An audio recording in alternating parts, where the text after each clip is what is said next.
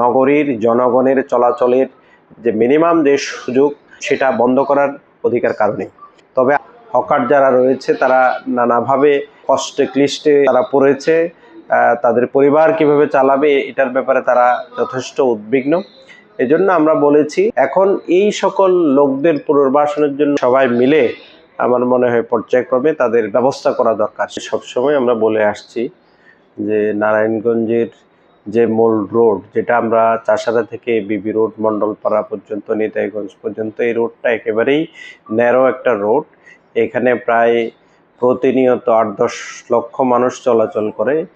এই জায়গায় হকার এবং অবৈধ যে গাড়ি ঘোড়ার পার্কিং, এটা নগর জীবনে একটা দুর্বিষহ পরিস্থিতি তৈরি করে।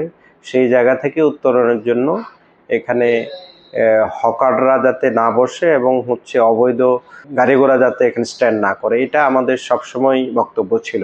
বিএনপি সরকার গঠনের পরে এখানে সিটি কর্পোরেশনের উদ্যোগে এবং প্রশাসনের উদ্যোগে একটা ঐতিহাসিক সিদ্ধান্ত গ্রহণ করেছে যে এখানে হকাররা বসবে না এবং অবৈধ গাড়ি ঘোড়া এখানে মেন রাস্তার মধ্যে থাকবে না।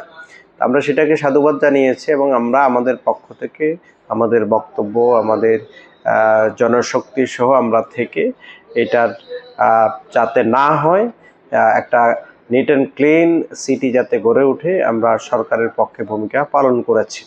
এবং আমরা একটা আশঙ্কার জায়গা থেকে এটা বলেছিলাম যে হয়তোবা এখন এই উদ্যোগ নেওয়া হচ্ছে কোনো রাজনৈতিক নেতা অথবা প্রশাসনের হাতের ইশারায়, যেহেতু এখানে একটা মাসোয়ারার বিষয় আছে, ওপেন সিক্রেট একটা চাঁদার বিষয় আছে, সেই চাঁদা পেয়ে আবার সেটা চালু করে কিনা এরকম একটা আশঙ্কা ছিল।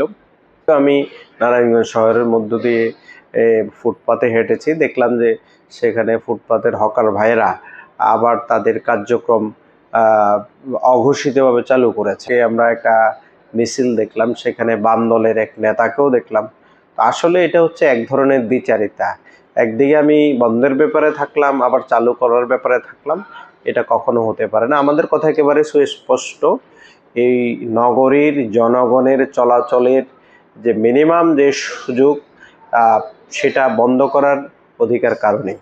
তবে আমাদের বক্তব্য আবার সুস্পষ্টভাবে এটা বলেছি, যেহেতু এখানে দীর্ঘদিন ধরে হকারদের এখানে পুনর্বাসন বিভিন্ন রাজনৈতিক নেতারা প্রশাসনের মাধ্যমে হয়েছে, হঠাৎ করে এইসব হকার যারা রয়েছে তারা নানাভাবে কষ্টে ক্লিষ্টে তারা পড়েছে, তাদের পরিবার কিভাবে চালাবে এটার ব্যাপারে তারা যথেষ্ট উদ্বিগ্ন। এজন্য আমরা বলেছি যে এটা হকার উচ্ছেদ নয়, বরং এখানে যে রাস্তাঘাট চলাচলের জন্য উপযোগী করার জন্য গভর্নমেন্ট বা এখানে রাজনৈতিক নেতৃবৃন্দ যা করা দরকার সেটা করেছে। এখন এই সকল লোকদের পুনর্বাসনের জন্য কি করতে হবে, সেটার জন্য একটা টাইম দরকার, সুনির্দিষ্ট প্লেস ঠিক করা দরকার। এটা গভর্নমেন্ট এবং ব্যবসায়িক সমিতি সবাই মিলে আমার মনে হয় পর্যায়ক্রমে তাদের ব্যবস্থা করা দরকার। সে ব্যাপারে আমাদের কয়েকটা প্রস্তাবনা ছিল। হকার্স মার্কেট যেটা আছে সেটাকে বহুতল বিশিষ্ট করা, আরও কিছু সরকারি জায়গা আছে শহরের মধ্যে, সেগুলো সেখানে ব্যবস্থা করা যায়। হাজীগঞ্জের যে রোড আছে সেখানে বড় পরিসরে ব্যবস্থা করা যায় এবং সেটা যদি পর্যায়ক্রমে করা যায়, আমরা বলেছি যে দীর্ঘদিন ধরে এখানে যারা বসবাস করছে নিশ্চয়ই তারা ভোটার, তাদেরকে প্রায়োরিটি দেওয়া। এরপরে এখানকার অধিবাসী যারা ৮-১০ বছর ১৫ বছর ধরে হকারদের সাথে যারা জড়িত আছে, লাইসেন্স অতীতে নানাভাবে দেয়া হয়েছিল, এইসব দলিল প্রমাণ সহ সব মিলিয়ে যদি প্রকৃত হকার যারা আছে তাদেরকে যদি পুনর্বাসন ব্যবস্থা করা যায়, একদিকে নগরবাসী স্বস্তিতে থাকবে, মধ্যবিত্ত যে জনগোষ্ঠী আছে, আমাদের সাধারণ নাগরিক আছে, তারাও সহজে এই জিনিসপত্রগুলো ক্রয় করতে পারবে এবং নগরের মানুষ অত্যন্ত স্বাচ্ছন্দ্যে নিট অ্যান্ড ক্লিনভাবে এখানে বসবাস করতে পারবে। সুতরাং এই জায়গায় আমার মনে হয় যে সরকার যে পলিসি নিয়েছে এটার উপর স্ট্যান্ড থাকা দরকার, প্রশাসনের কোনো ধরনের ছাড় দেওয়া উচিত নয়।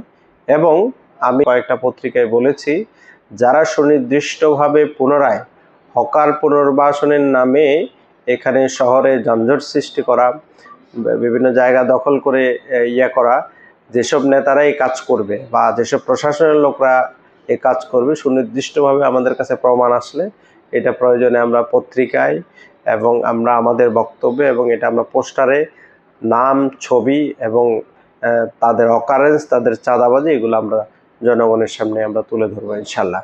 সব মিলে নারায়ণগঞ্জের মানুষ নিরাপদে থাকুক, ভালো থাকুক, শ্রমিকরাও ভালো থাকুক, সবাই মিলে আমরা এই নারায়ণগঞ্জকে ভালো একটা নারায়ণগঞ্জ হিসেবে দেখতে চাই। ধন্যবাদ।